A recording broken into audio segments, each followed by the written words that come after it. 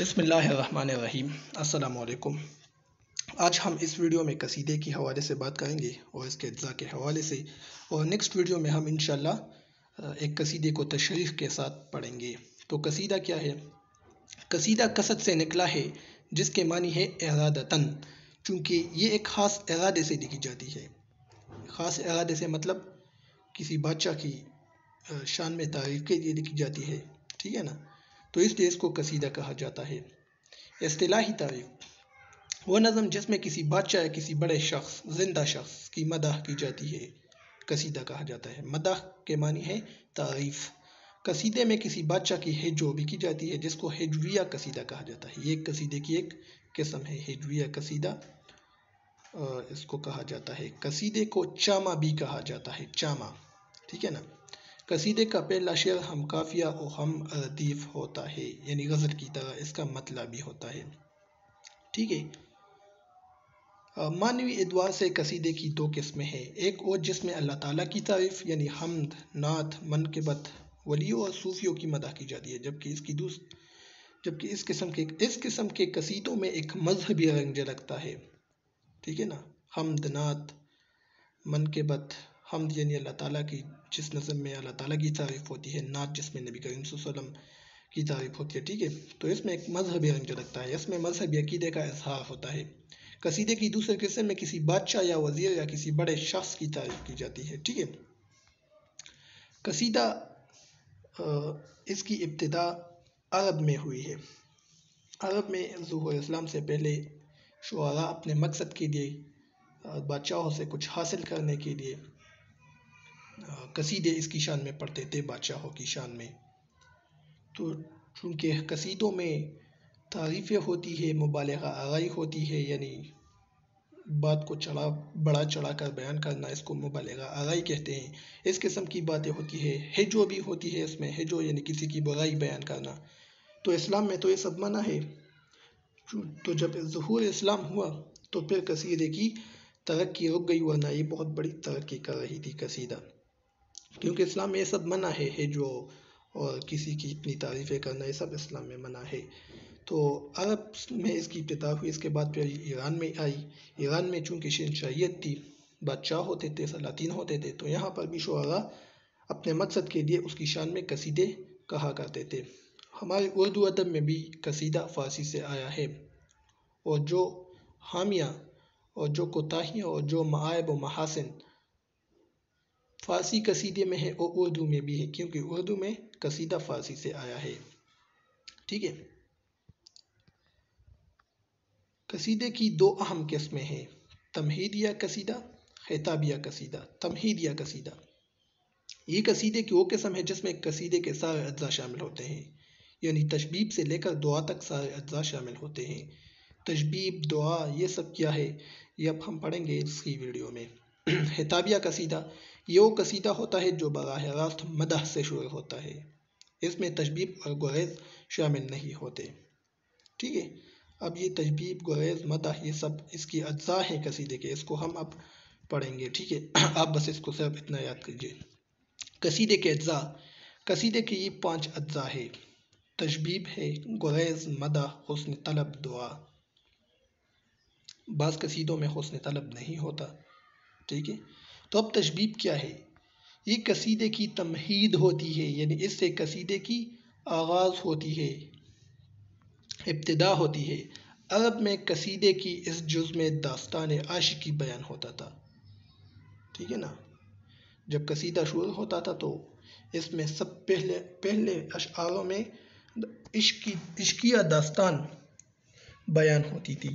جب قصیدہ ایران پہنچا تو یہاں پر عاشقی کی داستانوں کے علاوہ تاریخی واقعات، محبوب کی حسن، مناظر فطرت وغیرہ کو بھی موضوع بنایا گیا۔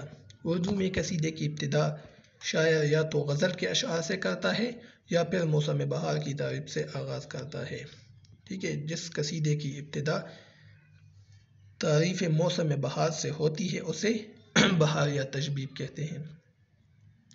تشبیب کے اشعار اور مدح کے اشعار میں ربط ہونا چاہیے، اور تشبیب کے اشعار مدح کے اشعار سے زیادہ نہ ہو، لیکن غالب اور مومن کے قصیدوں میں اکثر مدح کے اشعار کم ہوتے ہیں۔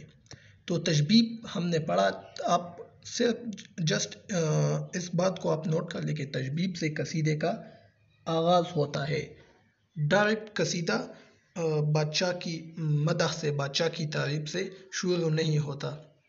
سب سے پہلے کیونکہ جب ایک انسان کہیں پر جاتا ہے تو تعارف وغیرہ کرتا ہے، تو اسی طرح قصیدے میں پہلے تشبیب ہوتا ہے، تشبیب کے اشعار ہوتے ہیں، یعنی حسن و عشق، تاریخی واقعات، موسموں کی تعریفیں، یہ سب سے قصیدے کی ابتدا ہوتی ہے۔ ٹھیک ہے، ڈائریکٹ کسی بادشاہ کی بادشاہی اور اس کی بہادری اور اس کی صفت سٹارٹ نہیں ہوتی قصیدے میں۔ ٹھیک ہے، دوسرے نمبر پر ہے گریز۔ گریز تشبیب اور مدح کے درمیان ایک کڑی ہے، یہ ایک زنجیر کی طرح ہوتا ہے، اس میں تشبیب اور مدح، تیسرے نمبر پر مدح ہے، پہلے نمبر پر تشبیب ہے، جبکہ دوسرے نمبر پر گریز ہے، تو اس نے دونوں کو جکڑ لیا ہے آپس میں۔ تشبیب، اس کے لیے بڑی فنکاری کی ضرورت ہوتی ہے، گریز کے لیے، سوری تشبیب کے لیے نہیں، گریز کے لیے۔ ٹھیک ہے، اس کے لیے بڑی فنکاری کی ضرورت ہوتی ہے۔ جب شاعر جب موسم کی تعریف کرتا ہے یا غزل کے اشعار کہتے کہتے کہتے اپنے اصل موضوع یعنی اپنے ممدوح کی مدح، اپنے بادشاہ کی تعریف کی جانب بڑھتا ہے، تو یہاں پر شاعر گریز کے چند اشعار بیان کرتے ہیں۔ ٹھیک ہے نا، یہ بہت ہی بڑی فنکاری ہوتی ہے گریز کا اشعار کہنا، کیونکہ گریز اس طرح ہونا چاہیے کہ قاری یا سامع کو پتہ بھی نہ چلے ہو اور شاعر تشبیب سے مدح کی جانب آ چکا ہو۔ تشبیب میں کیا ہوتی ہے؟ ابتدا ہوتی ہے، کہیں سے بھی کسی بھی چیز کو موضوع بنایا جاتا ہے۔ ٹھیک ہے، مدح میں تعریف ہوتی ہے، لیکن بیچ میں گریز جو ہوتا ہے، یہ جز اس نے دونوں کو آپس میں جکڑ لیا ہوتا ہے، مدح کو اور تشبیب کو۔ تو یہاں پر ایسے اشعار شاعر بولتا ہے کہ سامع کو پتہ بھی نہیں چلتا کہ تشبیب ختم ہوا اور مدح کی آغاز ہو چکی ہے۔ ٹھیک ہے نا، گریز کا کام ایک جوئے میں دو بیلوں کو جوتنا ہے۔ جوا اور جو دو بیل ہوتے ہیں، اس کے درمیان میں ایک لکڑی کی ایک چیز ہوتی ہے جو ہل چلانے کے وقت استعمال ہوتی ہے، تو گریز کا کام یہی ہے، دو بیلوں کو، سرکش بیلوں کو جوتنا ایک جوئے میں۔ ٹھیک ہے، مدح میں شاعر جی بھر کر اپنے ممدوح کی تعریفوں کے پل باندھتا ہے، یہ قصیدے کی مرکزی جز ہے۔ ٹھیک ہے، شاعر یہاں پر سارا زور بیان صرف کرتا ہے، یہاں پر شاعر اپنے تخیل کا گھوڑا بے لگام چھوڑتا ہے اور مبالغہ آرائی سے خوب کام لیتا ہے، یعنی اپنے بادشاہ کی خوب تعریفیں کرتا ہے۔ ٹھیک ہے نا، جس کو ہم کہتے ہیں مکن لگانا۔ شاعر اپنے ممدوح کی، یعنی اپنی جس کی تعریف کی جاتی ہے، اس کو ممدوح کہتے ہیں۔ شاعر اپنے ممدوح کی غیرت، حسن، بہادری، شجاعت، سخاوت، اخلاق، طاقت وغیرہ کو بڑی مہارت کے ساتھ مدح کے اشعار میں بیان کرتے ہیں۔ حسن طلب قصیدے کی اس جز میں شاعر نہایت ہی لطیف انداز میں اپنے ممدوح سے، اپنے بادشاہ سے کچھ طلب کرتا ہے۔ ٹھیک ہے، اپنے لیے کچھ طلب کرتا ہے اس جز میں۔ اکثر قصیدوں میں ایک جز نہیں ہوتا، بعض شعراء ایسے بھی ہوتے تھے جو بغیر کسی کی لالچ کے قصیدے لکھتے تھے۔ ٹھیک ہے، تو یہ حسن طلب تھا، جبکہ 5ویں نمبر پر ہے دعا، یعنی قصیدے کا اختتام دعا پر ہوتا تھا، اس میں شاعر اپنے بادشاہ یا ممدوح کے لیے دعا کرتے تھے۔ ٹھیک ہے، تو یہ قصیدہ اور اس کے اجزاء تھے۔ انشاءاللہ نیکسٹ ویڈیو میں ہم ایک قصیدے کو مع تشریح پڑھیں گے، تو اب تک کے لیے مجھے اجازت دیجیے، اللہ حافظ۔